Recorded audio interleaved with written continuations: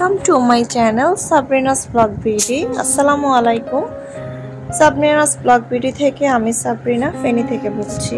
যে যেখানে বসে আজকের ভিডিওটি দেখছেন সবাইকে অসংখ্য ধন্যবাদ জানাচ্ছি। যারা প্রতিদিন আমাকে একটু একটু করে সাপোর্ট করে যাচ্ছেন তাদের প্রতি আমি চিরকৃতজ্ঞ। আপনাদের এই সহযোগিতায় আমার কাছে অনেক বড় প্রাপ্তি। আপনাদের একটা লাইক কমেন্ট আমাকে পরবর্তী দিনের ভিডিও বানাতে অনেক বেশি উৎসাহিত করছে, অনেক বেশি এগিয়ে যেতে সাহায্য করছে। আপনাদের সাপোর্টে একদিন আমি হয়তো সফলতার মুখ দেখতে পাবো ইনশাআল্লাহ। তো চলুন আজকের ব্লগে কি কি থাকছে, কোথায় গিয়েছিলাম সেই নিয়ে আলোচনা করা হোক। আশা করছি শেষ পর্যন্ত পাশে থেকে যাবেন।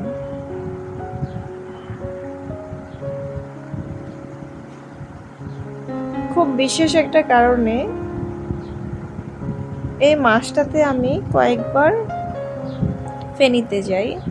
আমি প্রথমে বলেছি আমি ফেনী থেকে বলছি, কিন্তু আমি ফেনী জেলার একটা উপজেলায় থাকি। ফেনী জেলাতে আমার এখন একটু কম যাওয়া হয়, তো প্রত্যেক মাসে হয়তো কমপক্ষে একবার যাই, কিন্তু এই মাসে আমার কয়েকবার যাওয়া হয়েছে। আর আমি সেই ভিডিওগুলো আপনাদের সাথে যথারীতি শেয়ার করেছি। আর এই দিকে কাজটা, আজকের কাজের জন্য আমাকে বেশিক্ষণ লেট করতে হয় নাই। আমি গিয়েছি আর সাথে সাথে আমার কাজটা হয়ে গিয়েছে আলহামদুলিল্লাহ। আরও কয়েকটা কাজ আছে, সেগুলো ইনশাল্লাহ আমি কমপ্লিট করতে পারবো। তো আসার সময় এই নার্সারিটা পার হয়ে আমি আসি সব সময়। আমাদের ফেনী কলেজের সামনে হচ্ছে যে ফেনী সরকারি কলেজের সামনে এই নার্সারিটা। প্রত্যেক দিন কিন্তু তাকিয়ে তাকিয়ে চলে আসতাম, যেহেতু প্রচুর রোদ পড়ে দুপুরের টাইমে। আমি এখানে ঢুকতাম না। তো যেহেতু আজকে রোদ হোক যাই হোক, কাজ তো বেশি আমার তো বেশি লেট হয় নাই। আমি ফেনীতে গেছি, আমার কাজ হয়েছে, আমি চলে আসতেছি, আমার বেশিক্ষণ সময় অপচয় হয় নাই, ওয়েস্ট হয় নাই। তার কারণে আমি এখানে একটু ঢুকলাম, দেখি কি অবস্থা, কি পরিস্থিতি। তো দেখে ভালো লাগছে। প্রতিদিন আমি দূর থেকে কিন্তু তাকিয়ে তাকিয়ে দেখতাম, হয়তো ভিডিও করতে পারতাম না আপনাদের জন্য, কেননা আমার দুইটা ছোট বাচ্চা, একটা হচ্ছে কোলে একটা হাতে। তার মধ্যে আমি মোবাইলটা যদি অন করি তাহলে কিন্তু আমি আমার বাচ্চাকে ধরে রাখতে পারবো না, বড়টাকে। আর ও বেশি চঞ্চল, সেটা আপনারা সবাই জানেন, যারা রেগুলার আমার ব্লগ দেখেন তারা অবশ্যই জানেন।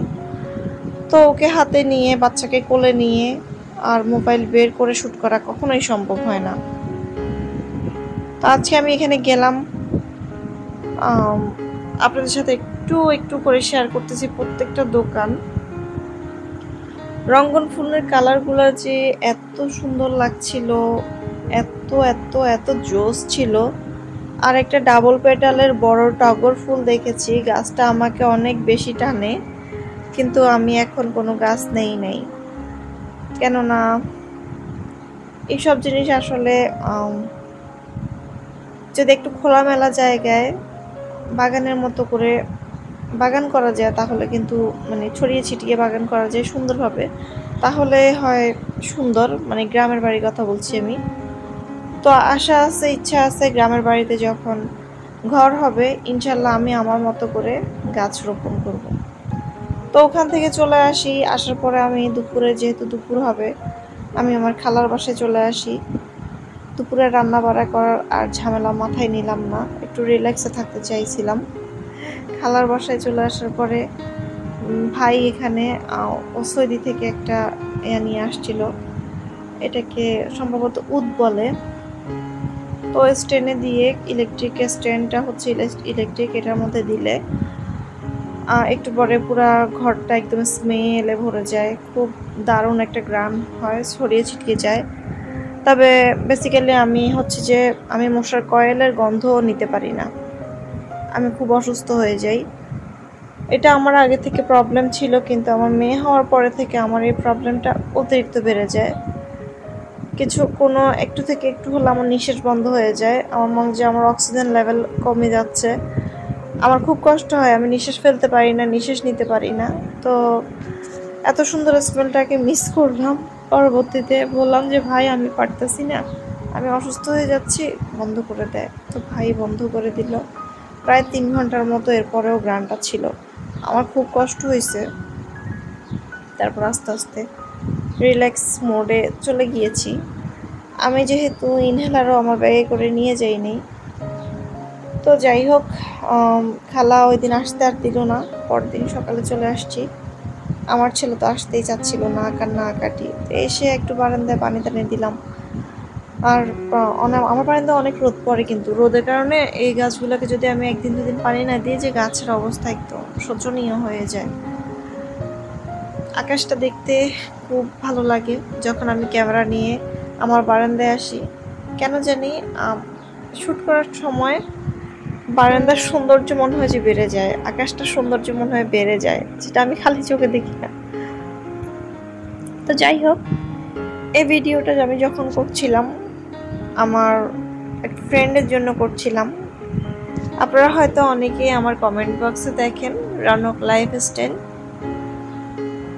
ওর জন্য করছিলাম। ও অনেক সুন্দর করে আমাদের সবার জন্য, আমাদের ইউটিউবে একটা পরিবার আছে, ইউটিউব পরিবার আমাদের, যেটা হচ্ছে আমাদের একটা গ্রুপের মতো। তো আমাদের এই গ্রুপের প্রত্যেকটা মেম্বারকে নিয়ে ও এত সুন্দর করে একটা ভিডিও মেক করেছে, আমাদেরকে উপহার দিয়েছে, বলার মতো না। যদি পারেন আপনারাও গিয়ে দেখে আসবেন, রনক লাইফস্টাইলে একটু ঘুরে আসবেন। আমাদের জন্য যে ভিডিওটা করেছে সেটি একটু হলেও দেখে আসবেন।